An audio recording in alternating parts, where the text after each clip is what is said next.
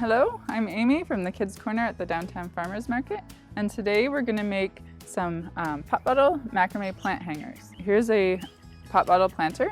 A few of you have probably recognized this from making this craft at the market. And today we're going to make a super simple macrame plant hanger for them. With these, what you're going to need is some string and some sort of a ring. So we're going to talk a little bit about string choices. This here is just a regular cord that I got at the hardware store. For a big spool of it, it was about $4. And this is one of my favorite choices. This one here is made from a cut up t-shirt. This is just regular yarn. I got these two at a thrift store. This is just some knotted rope, and this is, I'm not really sure what you call this, but this shiny stuff. It's very easy to get at thrift stores. The t-shirt yarn is a little bit hard to work with because it's stretchy, but the knots are very easy to make. If you're going to use yarn, you're going to want to double it up because it's very thin. And that's true with any really thin cord. So we are going to use the pink shiny thrift store buy. And I'm going to use, I don't even know what this is. I found this and I recognized it as something that would make a good hanger for a macrame plant hanger, so I picked it up. It's a metal ring.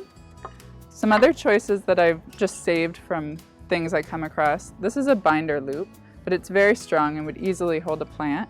And this is a piece of plastic from, I'm not sure what, but it's another good choice. So be creative when you look for your rings. If you can't find any ring that would work for this, you could buy them at the hardware store, or you could simply just knot at the top and make a loop that you can hang from. Okay, we're gonna now make the craft. So I chose to make this type of plant hanger because it's very easy to incorporate kids into it. The knots are really simple, no fancy macrame knots. So we'll start with our ring. So you're gonna need to hang your ring somewhere. I have this coat hanger that I often use for macrame, but I also sometimes use the knobs on my cupboard, a higher cupboard you can hang. You could use a chain link fence, you can hook it on there, even the back of a chair. So be creative what you use to do your macrame. Anything that can hang a loop will work. Now for cutting the string, you're going to want to use about 5 inches longer than you want your finished product to be. So let's say I want it to be that long. I'm going to add another 5 inches. Now I put my string on the ground and I simply go back and forth till you have 10. I choose 10 in this case, or I would do 20 if I was using yarn or some other very thin thread, because you want them to end up with 5 sections that fit into the bottom of the pot bottle, and that's what makes it hold very securely.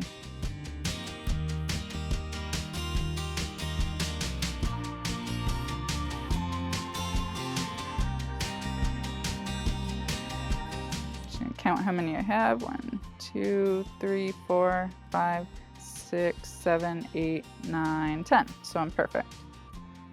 So just cut your last one.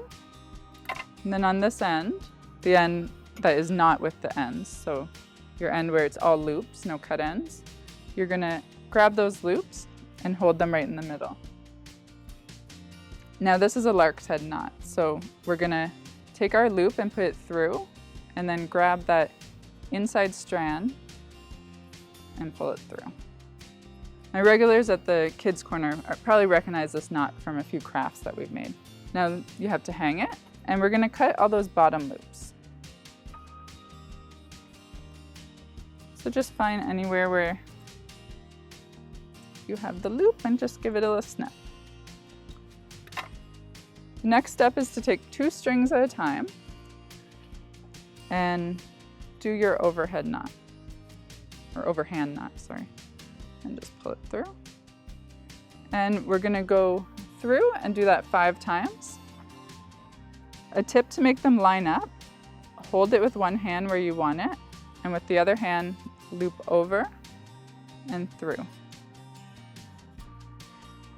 Making these knots, some kids are perfectly capable of doing it because it's a pretty common knot, and other kids need your help. So when I was at the farmer's market, when we were doing crafts with knots, I would often do the hold in and the loop, and I would help them get it through.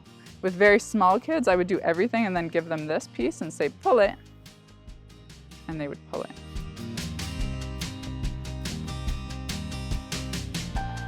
So once we have all our 5 knots, give them a little tug so they're tight.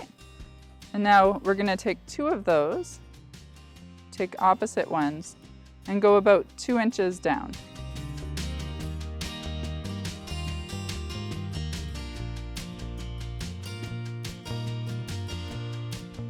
And go around. You're gonna make sort of a net. And again, involve the kids in making the knots. If they're around 10 or older, they can probably do all this part themselves.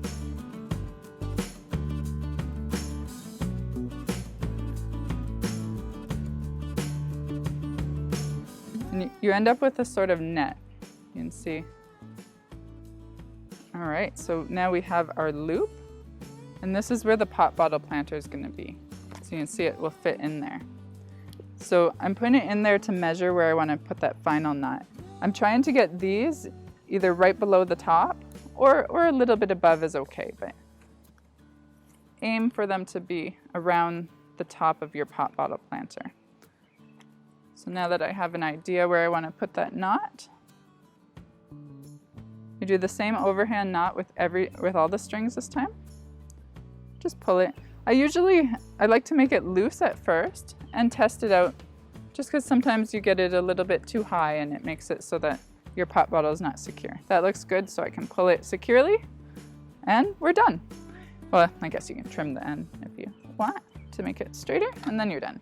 So if you wanted to make a double or even a 3 one, if you have a very tall window, you would then just start making your next one right here. You would have cut your string longer, and you would just do the exact same thing again, as many times as you want. That's our craft for this week, and thank you for joining us.